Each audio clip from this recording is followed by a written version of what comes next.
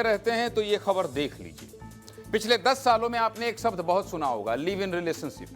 आज की जेन जी जनरेशन शादी से पहले लिव इन रिलेशनशिप में रहना चाहती है। आज की युवा सोचते हैं कि शादी से पहले लिव इन में रहकर ट्रायल ले लेते हैं। लेकिन होता क्या है, लड़का लड़की लिव इन में रहते हैं, दोनों कहते हैं कि एक दूसरे से शादी करेंगे, एक दूसरे के साथ रहेंगे, और फिर दोनों अलग हो जाते हैं। कई बार एक दूसरे पर शादी का झांसा देकर संबंध बनाने के केस कर दिए जाते हैं। ब्लैकमेलिंग होती है और ये लिव इन रिलेशनशिप क्राइम की वजह बन जाता है। लेकिन मध्य प्रदेश में वैसा नहीं होगा। क्यों नहीं होगा और क्या है पूरी खबर, चलिए आपको बता देता हूं। देखिए, आपको पता है दिल्ली, मुंबई, बेंगलुरु, पुणे जैसे महानगरों में लाखों कपल लिव इन रिलेशनशिप में रहते हैं। पिछले 10 सालों में ये आंकड़ा लगातार बढ़ता जा रहा है। जो युवा घर से दूर रहते हैं, महानगरों में नौकरी करते हैं, वो अब शादी नहीं करना चाहते हैं या शादी से पहले लिव इन रिलेशनशिप में रहना चाहते हो सकता है इनमें से कई कपल ऐसे हों जो आगे चलकर शादी कर लें या अपने रिश्ते को स्थिर मानते हो।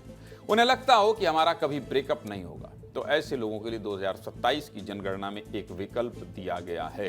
2027 की जनगणना में सरकार पहली बार लिव इन रिलेशनशिप को शामिल कर रही है। नए नियमों के मुताबिक जो जोड़े लंबे समय से एक साथ रह रहे हैं और शादी करने का सोचते हैं, उन्हें जनगणना में विवाहित जोड़े की तरह ही गिना जाएगा।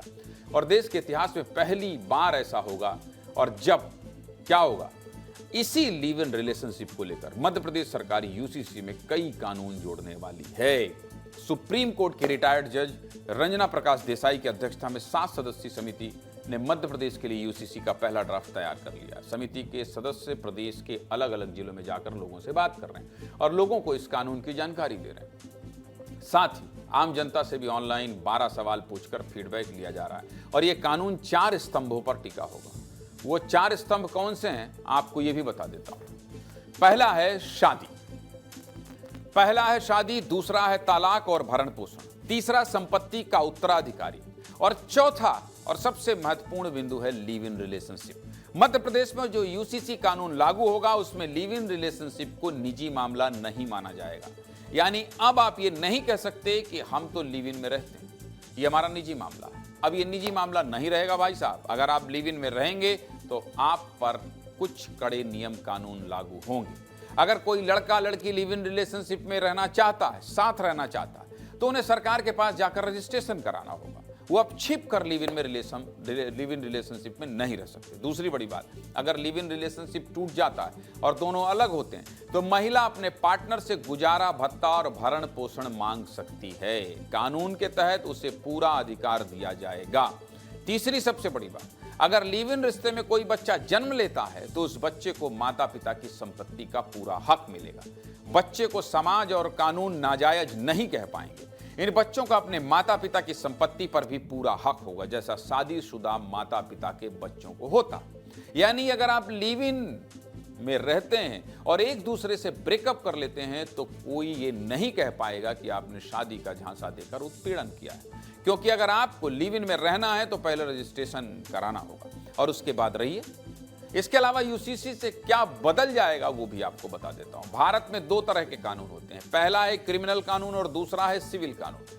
क्रिमिनल कानून में चोरी, डकैती, लूटपाट और हत्या जैसे मामले होते हैं, लेकिन सिविल कानून में शादी, ब्याह और संपत्ति से जुड़े मामले होते हैं। भारत में अलग अलग धर्मों में अलग अलग रीति रिवाज से शादी होती है और इसी वजह से इन कानूनों को पर्सनल लॉ कहा जाता है। लेकिन यूसीसी आने के बाद ये सब बदल जाएगा। पर्सनल लॉ खत्म हो जाएगा और सबके लिए एक जैसा कानून होगा। लिव इन रिलेशनशिप में होने वाले बदलावों को लेकर हमने लोगों से भी बातचीत की। सुनिए वो क्या कह रहे हैं।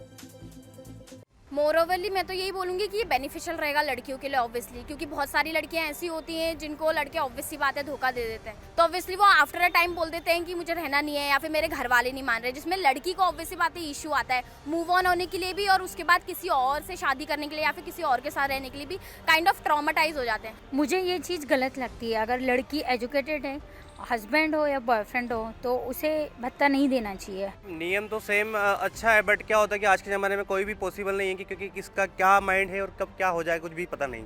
तो मेरा तो ये मानना है कि अगर आप चीज़ें कर रहे हो तो दोनों के तरफ से ही एग्री हो और दोनों को ही अगर चीज़ें जो गलत है इंसान उसकी तरफ से भरण पोषण मिलना चाहिए। जी मैम, आप जो बोल रहे हो वो बात सही है, क्योंकि अधिकतर ये बहुत चीज़ें चल रही है। घर पे भी किसी को पता नहीं होता लड़का कहाँ जा रहा, लड़की कहाँ जा रही है, स्कूल जा रहा, कॉलेज जा रहा, दो ही कहाँ बैठे हैं, लड़का लड़की है, टच में आ जाता है अधिकतर। तो वो सब छोड़ के अधिकतर इस चीज़ में लग जाते पढ़ाई से।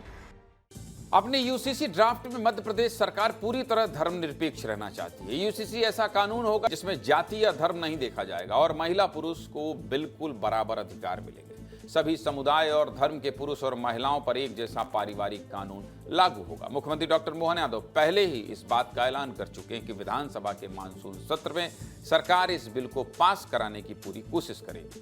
पहले आप मुख्यमंत्री का बयान सुनिए, फिर आगे की बात करें। विधानसभा के सत्र में हमारी सरकार के द्वारा कई समसामयिक विषयों को लेकर के हम आएंगे।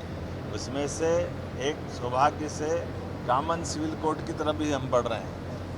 महाकाल चाहेंगे तो इसी सत्र में पारित होगा। मध्य प्रदेश विधानसभा का मानसून सत्र 20 जुलाई से 24 जुलाई तक चलेगा, यानी ये सत्र 5 दिन का होगा और इसी सत्र में यूसीसी कानून पारित हो सकता है। सीधे मुद्दे की बात क्या है? सीधे मुद्दे की बात यही है कि इससे पहले उत्तराखंड सरकार भी लिव इन रिलेशनशिप को मान्यता दे चुकी है और अब मध्य प्रदेश सरकार भी इसी कदम पर आगे बढ़ रही है और लिव इन रिलेशनशिप को लेकर सख्त नियम बनाने वाली है।